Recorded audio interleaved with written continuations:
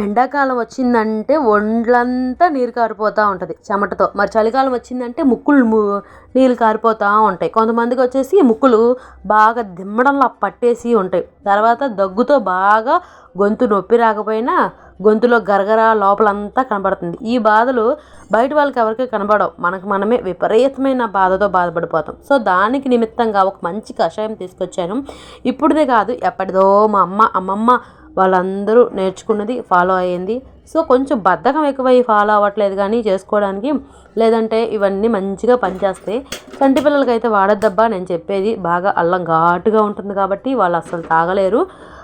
ఇప్పుడు 10 years దాటిన వాళ్ళకి ఇదైతే బాగా మంచిగా పనిచేస్తుంది. అల్లం ముక్క ఒక 2 అంగుళాలు తీసుకొని ఒక గిన్నెలో గ్లాస్ నీరు పోసుకొని వేడి చేసుకోండి. ఆ వేడి చేసుకున్న నీళ్ళల్లో ఈ అల్లం ముక్క వేసేసుకోండి.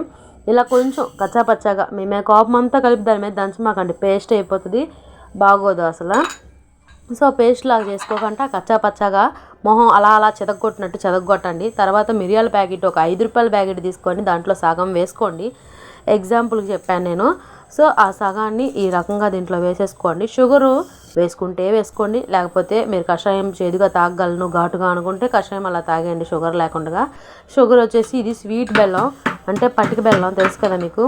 మామూలుగా బెల్లం వచ్చేసి వేరే రకంగా ఉంటుంది, ఇది పట్టిక బెల్లం, అందుకని చెప్తున్నాను. ఆ పట్టిక బెల్లాన్ని ఈ రకంగా వేసుకోండి. మీరు అలాగా ఘాటుగా తాగలేము అనుకుంటే, లేదంటే అలాగే డైరెక్ట్గా తాగండి. అలా తాగితే ఇంకా ఎక్కువ తొందరగా పనిచేస్తుంది.